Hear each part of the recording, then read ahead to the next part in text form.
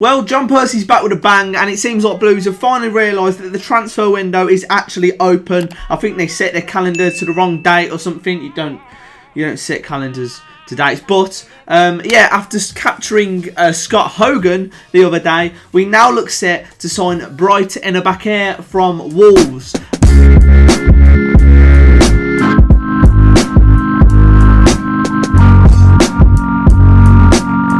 Player was on loan at Coventry, really impressed there, but when you look at his actual stats, they don't seem that impressive. It seems like a bit of a risk. I don't know how much money it's going to be, but we'll see my thoughts on it after this message from our sponsors over at OneFootball. Just want to say a big shout out to our friends over at OneFootball. It's the ultimate platform for football fans across the world, with everything you need from scores, fixtures, player stats, articles and social posts all in one place. If you want to check it out, you can download it using the first link in the description. So it's not only the signing of this Wolves winger that is going to be completed, apparently. There's going to be a few more through the door. Apparently Jordan Jones is another one. We'll get into that as well. All seems like a very bright idea, doesn't it? I'll get my coat. Right, so first of all, who is he? Bright Enobakhare. We were linked with him heavily in the summer. Looked like we were after him, and now we seem to have finally got our man. 21 years old, a winger from Wolves who seems pacey and has an eye for goal. That's what the Coventry fans are telling me anyway. The Wolves fans have been telling me that he's impressive. He's just had better players ahead of him at Wolves, so he found it hard to break through there. Obviously, he was at Wigan as well at the start of this season. Didn't go to plan. A few controversial things have happened, and we will get into it. So these are his career stats. He started off at Wolves. Obviously, he was back and forth between loans a little bit. He played 21 games and 28 off the bench. He managed 3 goals and 1 assist there. He then went to Scotland for a bit, played for Kilmarnock, but only managed 2 starts and 4 appearances off the bench, with 0 goals coming from that. He then went to play for Coventry for half a season last season, played 18 games, scored 6 goals and got 3 assists from, I think he played like a cam role there. He can play centre attacking mid, he can play up front, he can play on the right wing, I think. So this type of player could be quite good if you think about it, maybe a front three of Bella, Hogan and Bright. That could be a little good combination, but it's yet to see like how he's going to settle in, whether he'll do well. There was rumours that he had attitude problems before, missed training sessions, so seems like a bit of a risk to me, and I don't like a bad egg either, so I don't want to judge him yet until I see him sign, because obviously it might not happen yet, but it's come through John Percy again, same person that it came through when Hogan signed a few days later, so I am expecting this to go through. It seems like a permanent deal as well, so hopefully it's not too much money. I feel like Blues don't want to spend a lot at the minute anyway. So yeah, he hasn't actually had a lot of game time, and I'm not sure why. He had 3 appearances this season for Wigan before he had to go back.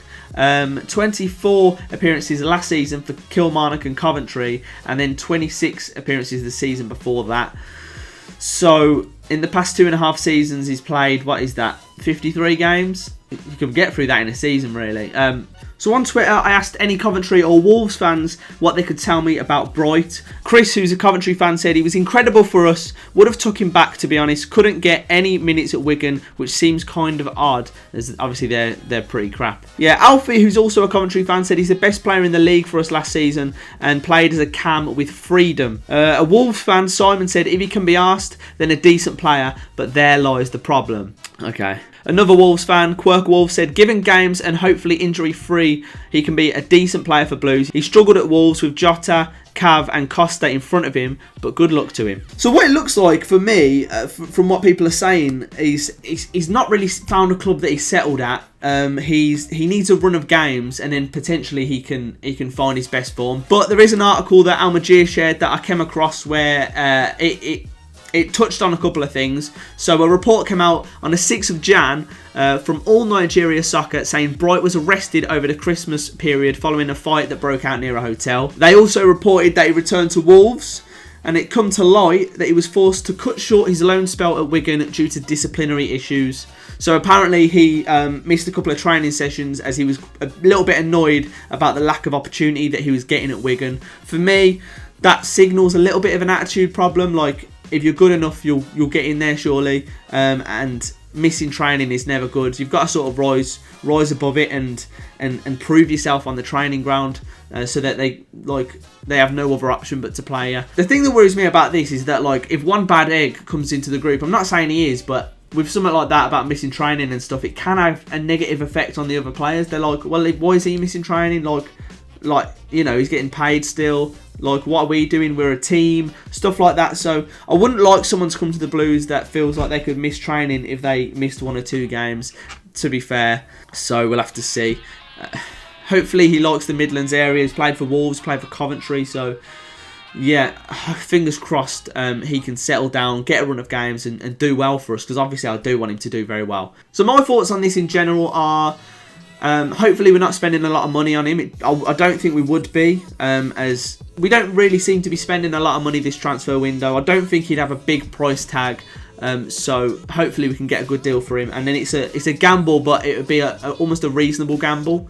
Like, if it didn't pay off, then fair enough. But you know, it's getting to that stage of the transfer window as well where you want to start making some signings, and I'd say it would be a panic buy as well. But they seemed quite interested in him for the majority of the summer. So I wouldn't say that. In terms of his ability, he looks like just the player we need. We need some pacey attacking players that can get in the box and have an eye for goal. Bright seems like that type of player. It's whether he can make the step up to the Championship. Obviously, he had a few games for Wigan. Barely played for him for whatever reason. But they have quite a different system to us. So if we look to play the type of football that we want to play, maybe he'll fit into that a little bit better. Maybe in a front three, perhaps. But as I say, only time's going to tell.